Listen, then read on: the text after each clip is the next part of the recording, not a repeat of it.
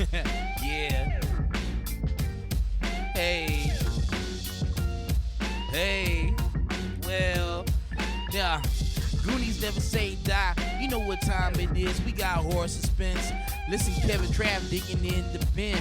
Dirty Dancing in Encino Man. You never know what you'll find in Uncle Doug's bin. What's in the bin? Yeah, Uncle Doug's bin. He's got all these flicks from way back when. Marty McFly in the DeLorean.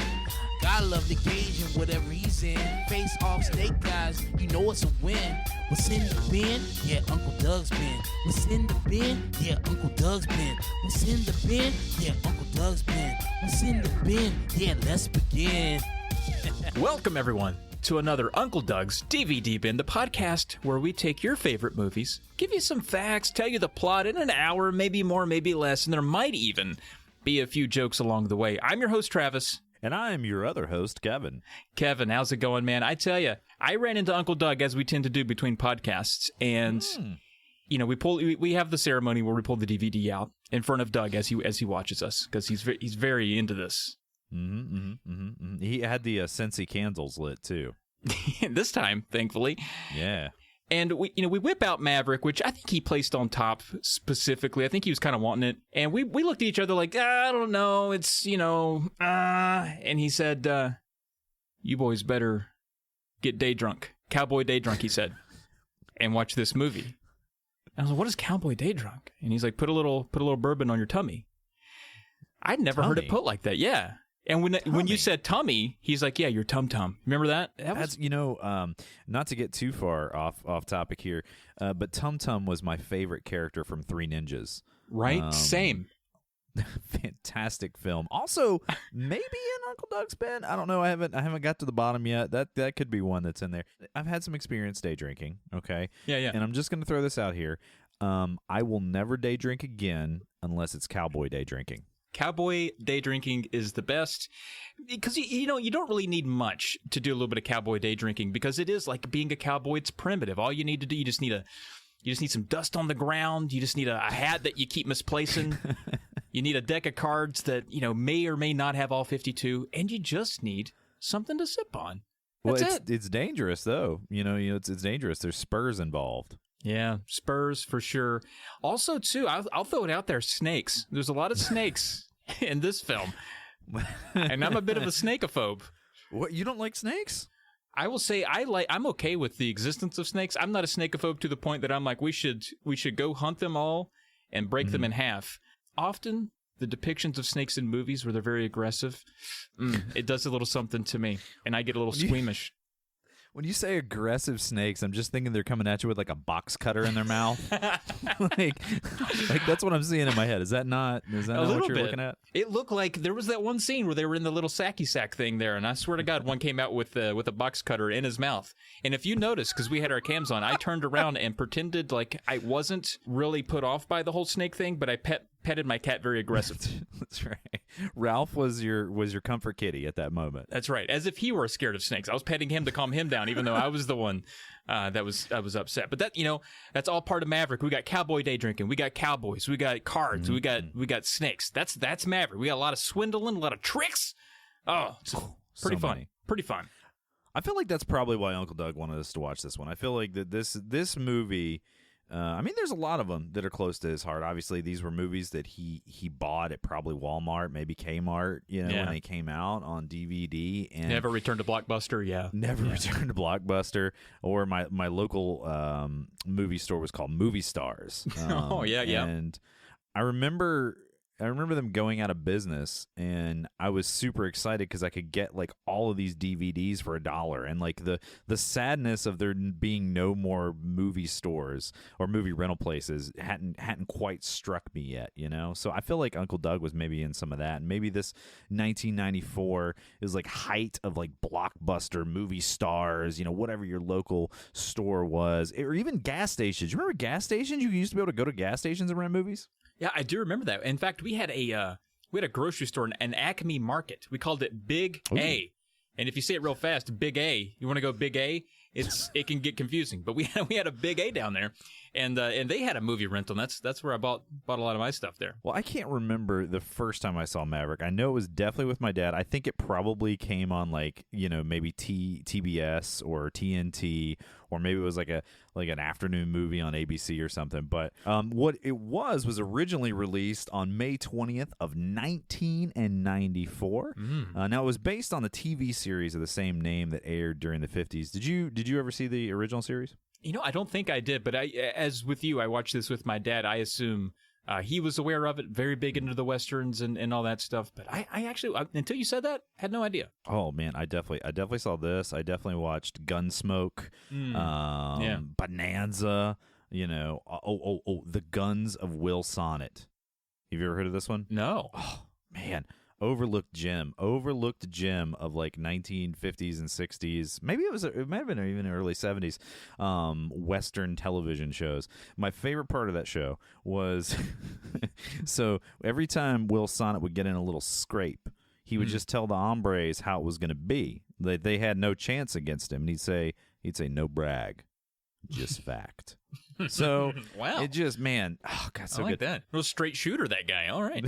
He was really good. James Garner actually starred in Maverick, the 1950s TV series, and he also stars in this film as Marshall Zane Cooper. All right, so little there are a lot of callbacks to the original too. Now the director was Richard Donner. I mean, this guy has done some movies. Superman, I mean, I don't mean to ring any bells, but that Christopher Reeve Superman was one heck of a movie. It was written by Roy Hudgens, who was the original sort of creator and writer on the Maverick TV series, and William Goldman, who's written a whole bunch of great movies, like Princess Bride comes to mind. Now, this cast, Travis, now I know you just watched this movie, but man, this cast... You had a 1994 Mel Gibson and Jodie Foster combo, height of their movie stardom. And Mel Gibson, looking so good. I couldn't even guess his age, but it is just whatever the pinnacle is between 30 and 40, that's his age. God, I know, man, and I just missed it. Like I just skipped, or maybe my save file was corrupted, and I just couldn't quite hit that stage. James Garner, as I mentioned, is also in this. Yeah. James Coburn, who was in and I know I'm gushing a little bit here because I love westerns, but James Coburn was in The Magnificent Seven. He played Britt in that. One of the coolest characters in any movie ever. So if you haven't seen Magnificent Seven, what's wrong with you? And Alfred Molina. Doc Ock himself was in this one. So I mean, you've got a stellar director, great writing, fantastic cast. So you feel like you're set up for a heck of a good movie here. Now, yeah, it's a real Donner party. It's a. You've been sitting on that for a while, haven't you? Waiting for you to take a breath. Yeah. Well, I never breathe. So you have been to the ends of the earth, to a hive of scum and villainy known as the internet, and you've brought back some gems of reviews for this particular film. So why don't you jump into that? Yeah, absolutely. And the thing with westerns, even the modern ones, it's tough to find an audience for those sometimes. I think the folks that are really nostalgic for the Western, they're dying off as we go, still yet. But in 1994, I feel like this was the last heyday of the modern Western. We talked about this in pre-recording. You had this movie, you had your Wyatt Earps, and you had a few good ones there. Not, Tombstone was around this time. So this is an era of the movie. Or of the genre, but I'm looking at these reviews. These are a little bit more recent. These are on Letterboxd, and I think people, this is a younger crowd these days. They're watching these movies 30 years after the fact about things that happened 200 years ago. I don't think it's hitting the same. Even the 5-star feels a little underwhelming to me. We're going to get it started here with Taylor J19. Just saw this the other day. This was their Valentine's Day watch, okay? And they say, okay, I was not prepared for how hot I would find Alfred Molina as a cowboy. Like, the whole aesthetic that he served in this film has changed the trajectory of my life. I want him to accuse me of cheating in a card game. I want him to hit me in the head with a frying pan.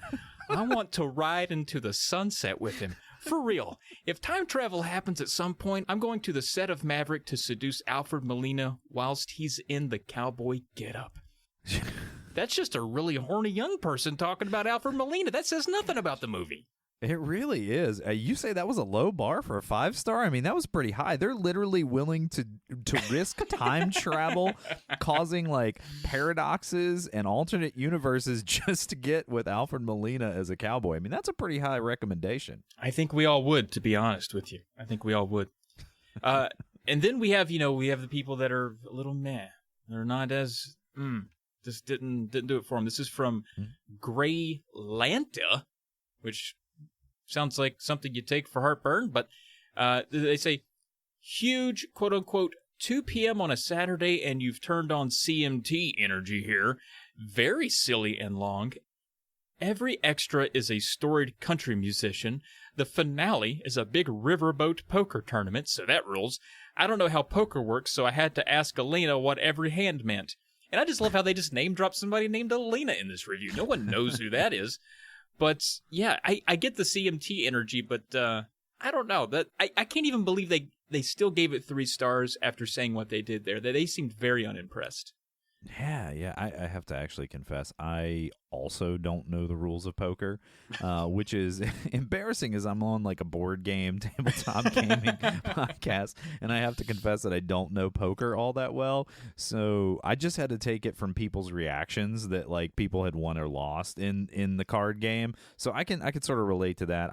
Maybe a little bit of CMT energy. I don't know. I mean, maybe some TMJ energy too. Who knows? Right.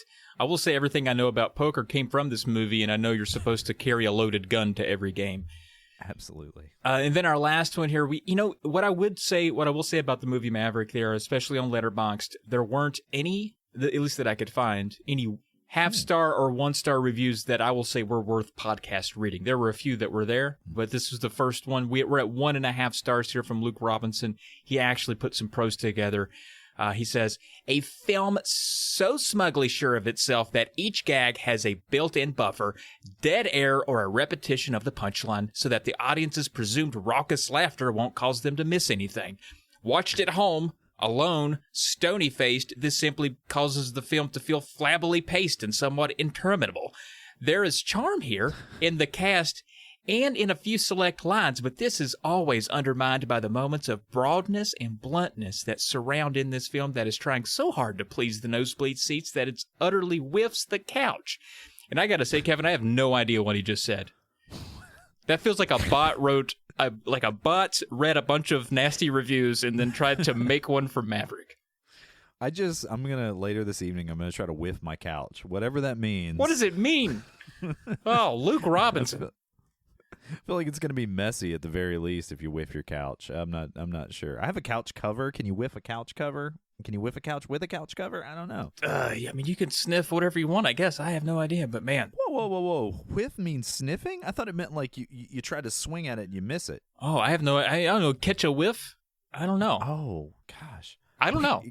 Can you get in touch with Luke Robinson and just ask him what he meant by whiff the couch? All right, so this movie starts out.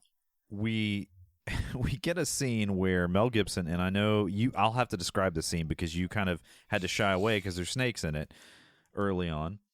So Mel Gibson is being hung. There's some nice, like, almost homage happening here to Once Upon a Time in the West, or Good and Bad, the Ugly, where they've got the, like, very Sergio Leone, like, close, tight shots of the faces, and you've got Mel Gibson sort of hanging there, and Alfred Molina is being sort of maniacal and villainous. And they don't like Mel Gibson, obviously, because they're trying to hang him.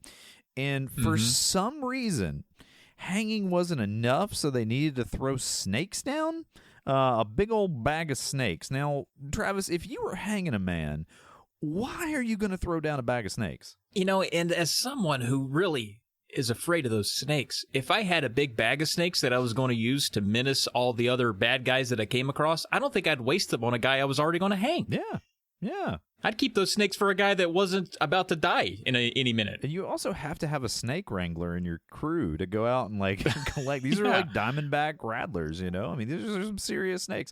So I would guess that maybe they were going to just throw the snakes down to scare the horse away, to then hang Mel Gibson's character, who we find out is named Brett Maverick. Now, have some issues with this because they do a very James Bond villain-esque thing here where they rig a elaborate trap to get rid of Brett Maverick, and then they just decide to ride away.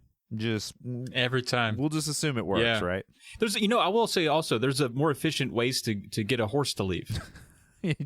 you say, hey, I got a carrot, bud. You wanna go this way? Yeah. Yeah. I mean, they already had like a harness and stuff on. So, someone who is into horseback riding out there is like, it's not a harness. Gosh, I hate you so much, and I hate your face. They don't even know my face, but they hate it. So we find ourselves in the town of Lauren Bell. Nope, that's not right. Actually, I'm sorry. No, I was reading my notes. Lauren Bell is the name of the steamer ship that they end up on later. Crystal River? Crystal River, that's it. Mel Gibson launches into one heck of a voiceover, and his voiceovers are sparse in this. They sort of pop in randomly, but man, do I like hearing that guy's voiceovers. I mean, they're really top quality. So we find him, we sort of flash back to, he's in Crystal River. Now, he's coming to Crystal River to try to collect some money that he's owed so that he can go play in this big card game. We get all of that. We get all that exposition kind of early in the scene. Now, Travis, you roll into a town, all right? You want to try to get your money, all right? The bank is closed. Where do you go? Maybe I'll just sell my horse. Yep. Well, what Brett Maverick does, and maybe this is why you're not a day-drinking cowboy, but he strolls into that saloon and sits down at a card game. Now, they don't want to let him play. For some reason, they just don't like this guy. They say, no, we don't want you to play, Brett Maverick. I like that chair being empty. And especially, this is where we see Alfred Molina's character, Angel, for the first time. I'm just going to say it was a nod to Angel Eyes from The Good, the Bad, and the Ugly, but who knows? Who knows? Okay. It doesn't really matter. I'm just going to say it because it makes me feel good. But he doesn't want to let him play. Mel Gibson says, hey, look, I'll lose for the first hour. No problem. I'll just lose. So he spends the first hour losing. Now, that's fine. Nobody has any issues with that. But when he starts winning, well, that's when people have issues. Isn't that right, Travis? That's right. They don't like that a bit. And you get the feeling that, that's maybe why they didn't want him to sit at the table anyway. A sharp-dressed guy. He's young. He's cocky. He's confident. Like that guy, he probably wins a lot of poker. They see him losing. He lures them in, gets to that win, and now they're like, yeah, God dang it. This is where we see Annabelle for the first time, who is played by Jodie Foster. And she is also, we come to find out, she's a little bit devious herself, but she's sitting in on this poker game and maybe winning a few hands herself. Now, we do get a little brouhaha. Now, a guy hops up and says, hey there, I've got these guns. I'm a scary gunfighter, right? And Maverick just goes, hey, man, it's cool. Let's be pals. And then he pulls his gun out. Now, Travis, if you're trying to defuse a situation, and I know you defuse a lot of situations, don't pull out a gun. It doesn't help. Yeah, they're not known as the great diffuser. Typically. Very much a great escalator is what I would call a gun there. Yeah, for sure. Every escalator is great, man, because it makes me avoid steps. That's right. We get a lot of things that happen during this card game, and I'm going to go ahead and I'm going to go out on a limb here and say that there is a lot that happens in this movie that just doesn't need to happen. There's needless montages that occur. Scenes take extraordinary. I mean, this movie ran about 2 hours and 6 minutes, I think, if I remember correctly. It could have ran an hour and a half and still been a great movie. It could have been a TV show episode and been totally fine. And, one thing I don't want to leave too far behind, since we did mention Jodie Foster and her character, Annabelle, one of the most distracting things about the entire film is her accent as that character. Because we're out in the West, and we have a lot of rough-and-tumble cowboys and things like that, but everyone seems to have a very steady accent. We've kind of bolted it into this. It's not quite not a Western accent, but it's definitely not distracting. But she has this Blanche Devereaux, Golden Girl, Southern Belle accent that sounds so unnatural for Jodie Foster herself that it's, honestly, anytime she talks, I couldn't hear the words she was saying. Because I was so focused on that gosh dang accent. I don't know what she said the entire movie. I just wanted it to stop. I just wanted to be like Jodie. I kept wanting that to be the con that she'd been running the whole movie, that she had a Southern accent. Right. But she kept it all the way till the end. So and we'll probably... Like at the end, she's British, and you're like, I knew it. I knew it. She's like, I am from Whitechapel. The one listener that we have from England's like, oh gosh, why is he doing that? That's not good either. Why is he doing Whitechapel? Whitechapel's not even a good place. We have a scene here where a brouhaha does break out. Mel Gibson's character, Brett Maverick, ends up in the street. He's fighting some guys. He beats them up single-handed. There's like 6 guys. He just takes them out. He goes back in, and Wilford Molina's character's like, oh man, I don't want to mess with this guy. He's pretty tough. So Maverick, they play some cards. He wins the hands. He goes up to his room, and Jodie Foster comes and pays him a visit. Well, not Jodie Foster, but the character Annabelle. I mean, played by Jodie Foster, comes and pays him a little visit, and tries to swindle him. Yeah, plants a real hard kiss on him. I mean, I've never seen anybody go at anybody like that ever. Which tipped me off. I said, this doesn't seem right. That seems suspicious. And I was right to think that. Yeah, she's a bit of a swindler herself, which this entire movie trusts no one, which I think is the funnest part of the movie, in that everyone's got something up their sleeve, which makes the movie fun. Also makes it very drawn out and frustrating about an hour and a half into that happening over and over again. Yeah, you kind of get tired of it. I'm gonna do a fast forward here from some stuff that happens in this particular part of the movie. But Jodie Foster tries to steal his wallet. He's wise to it. He says, "Nah, I'm not gonna let you do it." She comes back in, even more romantic and steamy. And which, by the way, their chemistry is really, really bad. Like, Jodie Foster and Mel Gibson do not have good, like, steamy chemistry together. Sorry, guys. I know this movie was, like, well over 30 years ago, but you just were not great together. But it happens. She comes back in even more steamy. She actually gets the wallet this time, leaves. Mel Gibson says, hey, she took my wallet. So he corners her. He says, hey, I won't turn you into the police if you wash my shirt. Random, but okay, sure. So that happens. He hops out the next morning. He goes to the bank. Turns out there's no money there to be had because who shows up? Now this did get my pickle a little bit right here, Travis. Danny Glover shows up to rob the bank. Yes, arguably could have been another one of those scenes that we didn't need, but it does turn into a great cameo where we see that Danny Glover's character there, who immediately has better chemistry than with Maverick than Jodie Foster's character, which is very apparent. And there's some Lethal Weapon kind of references in there. They kind of reference being old pals, and they kind of look at each other for a minute like, do I know you? Maybe, maybe not. And for a cameo, I think that's fine. That's cute because, obviously these timelines would never cross. What was weird about this and like every other facet of this movie is that it was like a 3-minute cameo. Like it didn't need to be in the movie. I was thankful that it was there. And then I was like, why'd it last so long? But it was cool. It was nice to see Danny Glover in there. It was. Surprise. Yeah, he was really good. A friend of mine, really close friend of mine, I'm really into dream interpretation, and he had this weird fugue state that he was in one time where he couldn't get to sleep because he was trying not to think about Danny Glover. So anytime I see Danny Glover in a movie, I think about like not thinking about Danny Glover, and then I end up thinking about Danny Glover. So it was the last time I saw this movie was probably like late 90s. I didn't remember he was in this, and he shows up, and it was like out of nowhere. I was like, oh no, I'm thinking about Danny Glover. I'm never gonna sleep now, So it was pretty intense. So the gist of what happens there is the bank gets robbed. So Mel Gibson's character Brett cannot get his money. Maverick can't get his money. So he goes out in the street. He's trying to figure out what to do.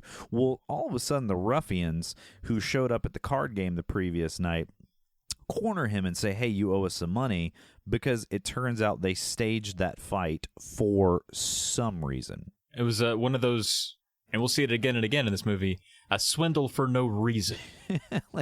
like there was Alfred Molina had no reason to he had finally like settled down. He was playing cards with Maverick, so there was no reason for this subterfuge, this particular con, but it happens anyway. And so Mel Gibson gives these guys some money and skedaddles off. Goes back to his room, finds his shirt shrunk, sees Jodie Foster's leaving, chases after her, and gets on the riverboat ferry to head on down the road. Now, I can't remember chronologically where it happens in the movie, but Alfred Molina comes across the gents who had swindled him pretending to fight Maverick at some point. I can't remember exactly where it happens, but at some point, so that Alfred Molina knows that, and that's why he sets out angrily, and also he's been employed to seek out Maverick, but we'll talk about that later. So he sets out to find Maverick, and that he's angry because he's been sort of tricked or swindled. Now, jumping ahead, Maverick and Marshal Zane Cooper is how he's introduced to us, as well as Annabelle Bransford are there's a lot of banter that happens back and forth. They all meet up on the riverboat. Annabelle sort of latches on to Marshal Zane Cooper and says, "Oh, you're such a kind gentleman protecting me from this angry guy who's yelling at me." Well, they all end up on a stagecoach together going across. Again, this movie jumps around biomes. Sometimes they're in a desert. Sometimes they're in a forest. Sometimes they're in like on the Mississippi River on a riverboat. Don't know where on earth this movie is set. Presumably the West. But Travis, why don't you tell us a little bit about what happened on that stagecoach? We got a wheel that's not working. Everybody's dressed to the nines. We're looking really good, but something's going on. We need to check on the driver. Maverick pokes his head out, feels the limp cold wrist of the guy that's at the helm of the 6-horse stagecoach. We're just plowing through the desert, top speed. He's dead. Mm-hmm. That guy's been, we don't know, he's probably been dead for about an hour. Mm-hmm. He's out. Now somebody needs to take control. These horses ain't going to stop themselves. They're just barreling down through the desert. James Garner don't want no piece of it. He's got his eye on the wheel that's not working. Right. So Maverick's like, gosh, I guess I'll just get under there and have a look. So with stagecoach is moving, we have this long, drawn out, I want to say it takes 45 minutes. It felt like. It felt like he peeks under the stagecoach while it's bounding through the desert. Looks good down there. Let's go up to the front. Scales up to the front. Just horse hopping. It doesn't even need to do that either. He could just go to where the dead guy is and pull the reins back, slow them horses down. But extra mile, he wants to get on every horse. That's right. Just check the horses out. And then we get to a cliff, and it turns into one of those kind of Lord of the Rings scenes where we barrel toward the cliff, and now we're hanging off the edge. And it gets a little spicy. It does get spicy. It gets a little spicy here. Mm-hmm. Yeah, Mel Gibson gets sort of flung off the cliff when the horses stop. Now he grabs onto the edge of the cliff. For a second we think maybe he fell in the water below, maybe not. Again, there's always a cliff. Why is there every desert, every Western I've ever seen, there's always a cliff that someone's riding towards. I think that they should look at these stagecoach routes and make sure that they don't go anywhere near cliffs. But that's a total OSHA thing. Maybe I'll talk to somebody else about that. But he's sort of hanging on the edge there, and James Garner's character chooses this moment, instead of just helping him up, to say, hey, I was just kidding about that wheel thing. It wasn't actually a problem. I just didn't want to help you because it was dangerous, which is a running gag throughout the whole movie, and good for some laughs. And Mel Gibson gets angry, pulls a gun on him. Instead of, letting him help him up, he decides to pull a gun on him, says, I don't want any help. Mel Gibson then discovers, actually, he does need a little bit of help getting up. So he has to, we've all been there, right? We've always, I don't need your help carrying this. It's not that heavy. And then you're on, the third flight of stairs, and you're like, no, I really need your help, Grandma. Can you pick up the other side of this couch? Yeah, and then another part of that whole scene that I liked, maybe, I don't know if I liked it or not, but that was memorable, was James Garner's character just screaming in the most nerdy voice ever, stop these horses! Come on, stop these horses! And he says it 10 times. But yeah, I get Maverick's disposition here. He's not very happy with what's going on. No, not at all. Yeah, he's like, gosh, you were on the Rockford Files. Why are you screaming, get the horses? Get the horses.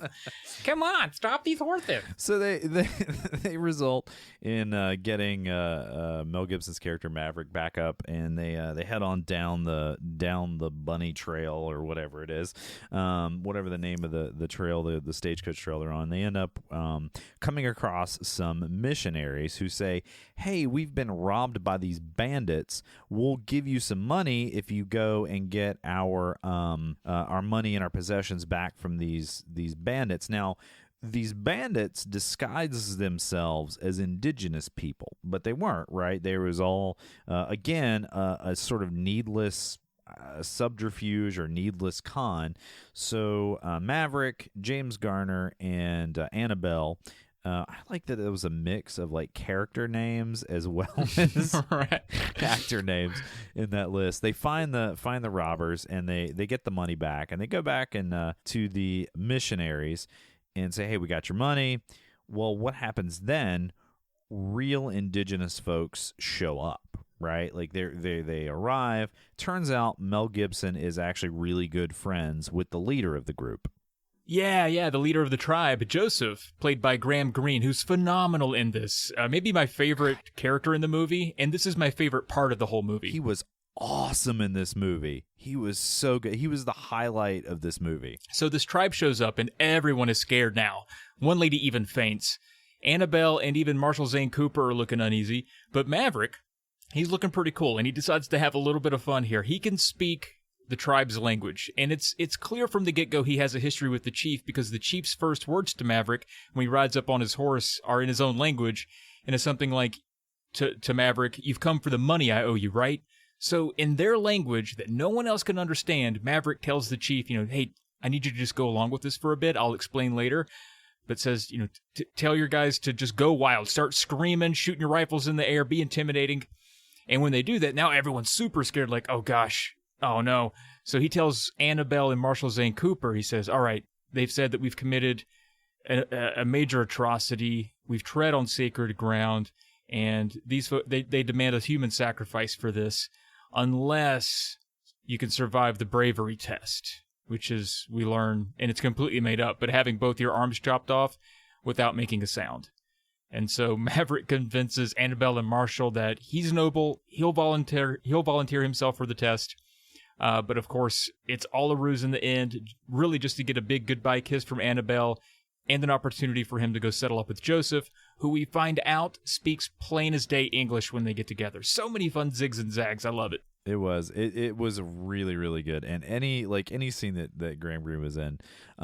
So Maverick convinces the missionaries that he's going to go and he's going to be this sacrifice. He's got to do this like bravery challenge where they cut off his hands. And it is really a funny back and forth thing that sort of happens. So he goes with his friend Graham Greene, who's like sort of, well, that's the actor, but who's sort of the leader of this indigenous peoples group. He's talking with him and he says like, hey, I just need... And, you see him, like, fitting in the village, and they have, like, this bicycle, which seems sort of anachronistic. And it turns out there's this Russian archduke that's nearby who is sort of paying the group of indigenous peoples for what he views as an authentic Western experience. So Maverick and Joseph come up with the idea. Joseph was Graham Greene's character's name. Come up with the idea to swindle this archduke. Yeah, the archduke wants to basically shoot and kill and hunt a person, which would be one of these indigenous people. But for the right price, Joseph is willing to organize this. For we get the Maverick dressed up as another of the tribe's people, and get him to fake being sick for some reason. I guess maybe just so he wouldn't talk. That might have been why they did that. So the archduke is really into it. First, he's like, "All right, you can, with this bow, for $1,000, you could do it." Which is a lot of money in like Old West money. Right. Yeah, I'm not sure exactly what year this movie set in, but I mean, $1,000 was probably like what do you think, equivalent to about $150,000 maybe? Yeah. So they send Mel Gibson's character off running through the woods, and at some point, I think he tries to shoot with the arrow, it doesn't work, or he gets close. It's like a trick bow, right? And it hurts him when he hurts his hand or something when he shoots it.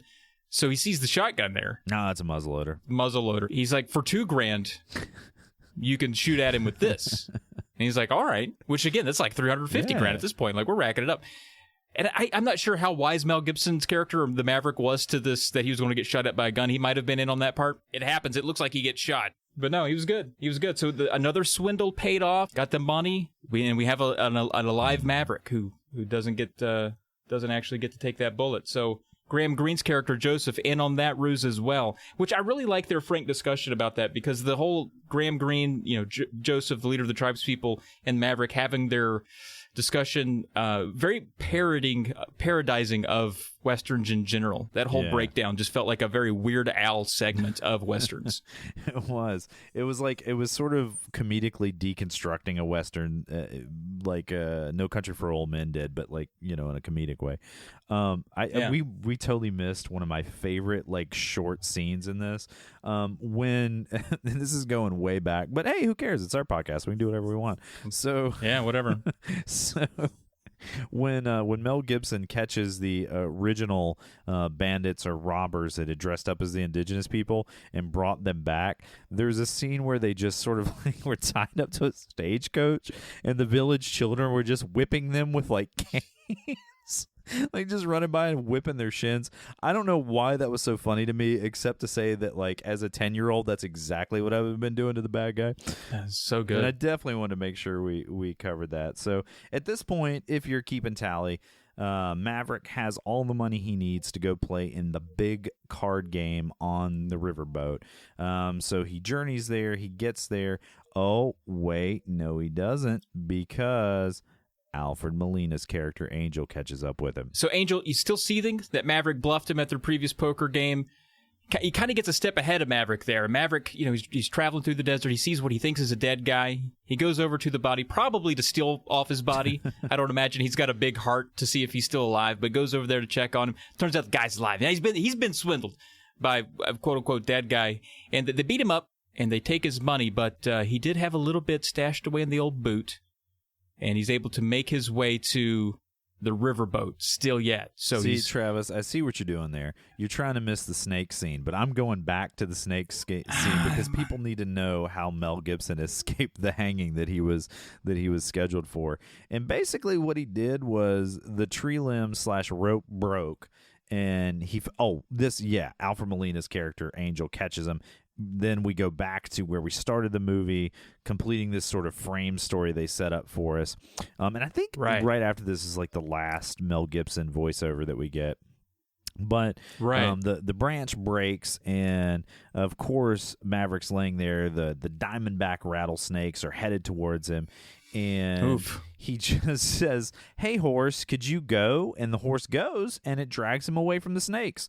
Problem solved. So he manages to untie himself. He heads his self right on down to that riverboat for the big card tournament. Now he doesn't have his money at this point, right? Like he's had his money taken, so he doesn't have it. So he goes, and guess who of all people is on this riverboat? It turns out that it's that incredibly gullible Russian Archduke, who he then swindles again by telling him that he is a quote-unquote Indian affairs agent investigating the shooting of Indians for game, and he cons the Archduke out of the money that he needs to be able to make that entry into the big card game. Yep, and he ends that exchange with one of the best quotes, which was, murder's murder, Dookie. It's pretty good. That's a pretty good quote. I want to be clear. It was a Duke, and he was saying Dookie, like putting a Y on the end of it, but it was definitely also Dookie. I got really southern there for a second. Yeah, you did. You sounded like Jodie Foster trying her best. And my accent was less moist than hers there, though. Yeah, for sure. But yeah, he cons the Archduke out of another $6,000 to cover his entry. So now he's got the $30,000 that he needs to hop on that riverboat and get the gambling. Which is weird, because he just gambles with his life just to gamble not with his life.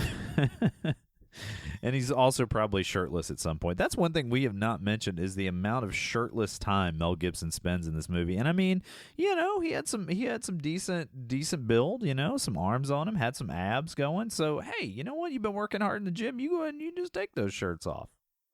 He was pretty handsome there. Pretty handsome for sure. Well, there's a whole lot of card playing that happens. Again, this scene just seems unnecessarily long. Like a lot of things seem to overstay their welcome, but we do get to see the money's being put in a safe. That's pretty exciting. People who are cheating, and there are a couple of cheaters that get outed during the card games, get thrown off of the boat. Which is kind of fun. There's one guy who does like a double kick as he's heading down towards the water. But eventually we end up with basically there's a final game that gets set up, right? So we've got Maverick, we've got Angel, and we've got the Commodore.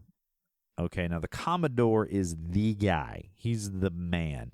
He is James Coburn. Now, he plays a very like charismatic, sort of wealthy character in this who set this whole card game up, right?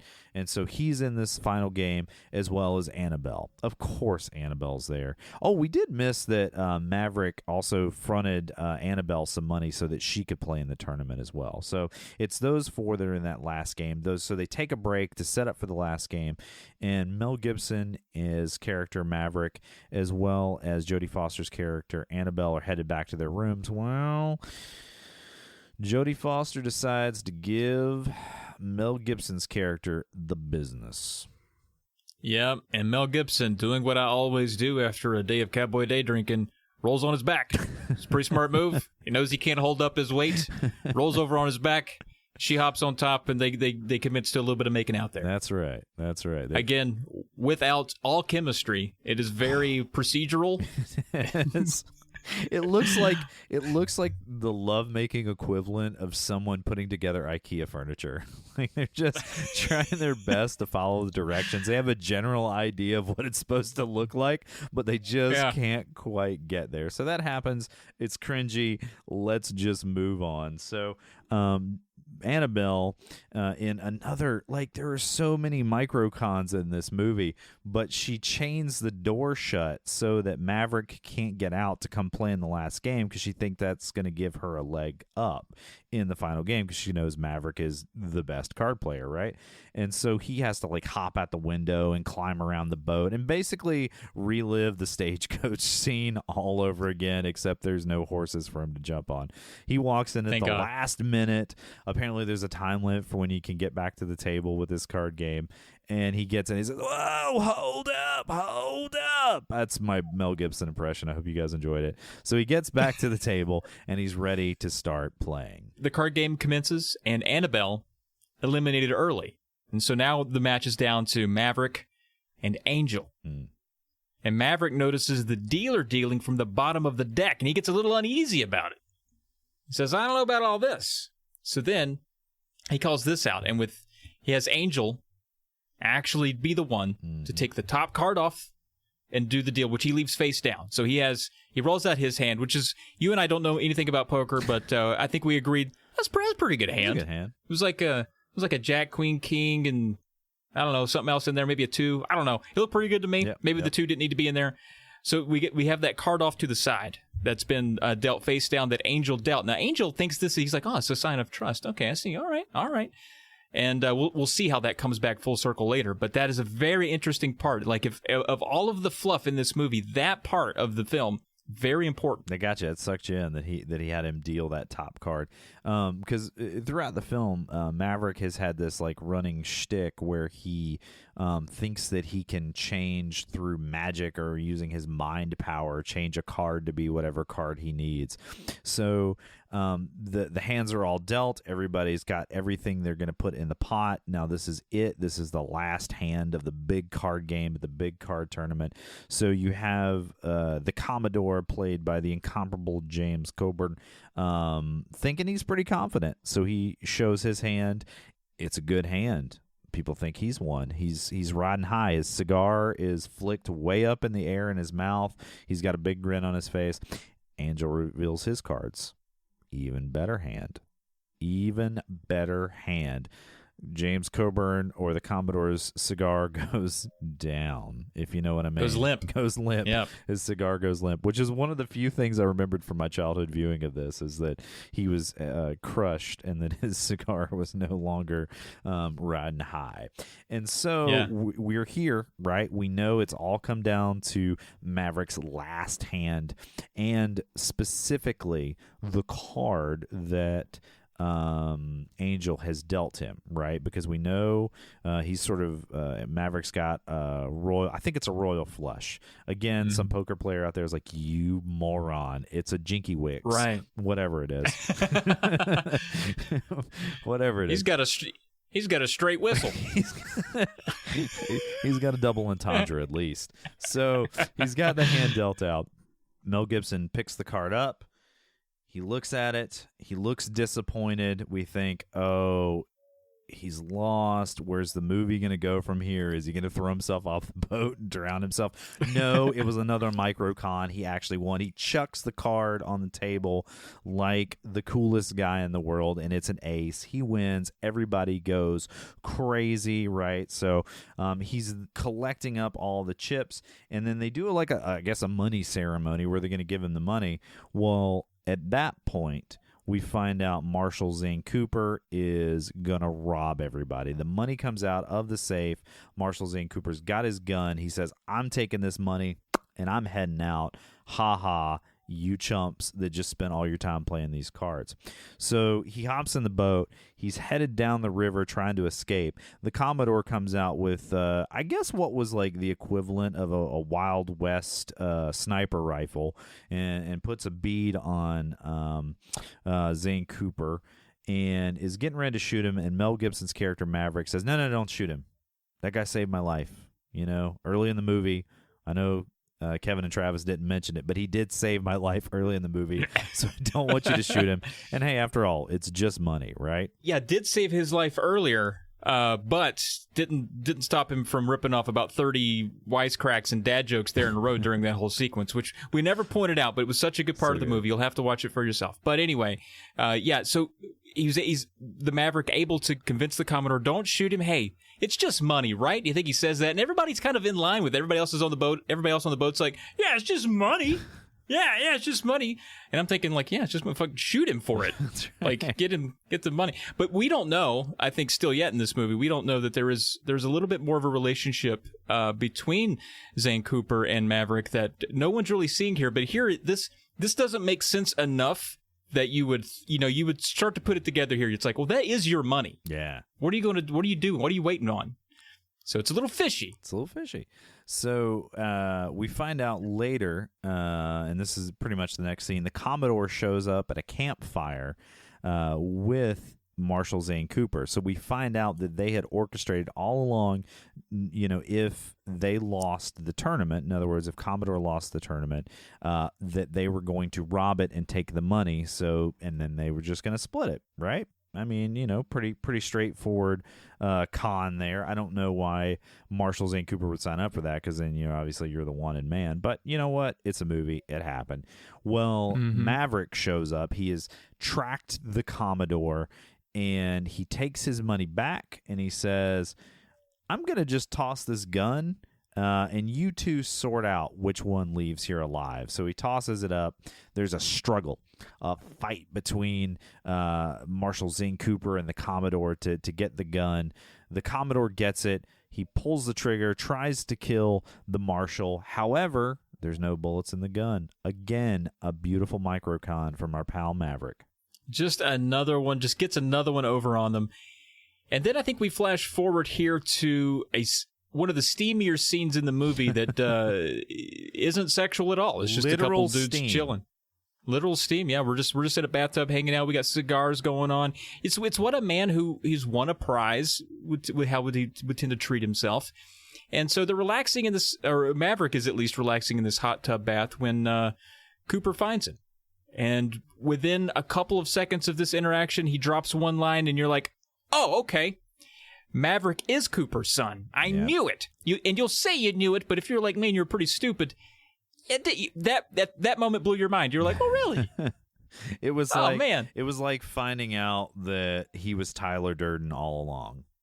Right? It's like, I should have known, because they look alike and they talk alike and they're basically the same guy, but one's older. I should have known. But that's how they do it. So the two had planned this whole thing long in advance.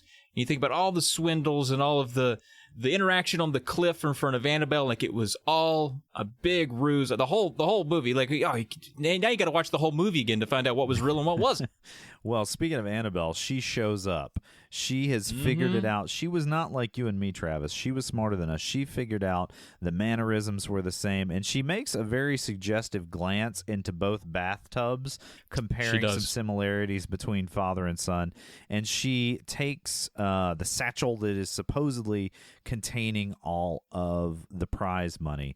Now, we find out, again, about both men. We probably should say this. both Marshall Zane Cooper or Maverick Sr. as well as Maverick Jr. are in the bathtubs having themselves a bath, so they're a little bit vulnerable. They can't defend themselves and get their money back. So she takes the satchel and she leaves.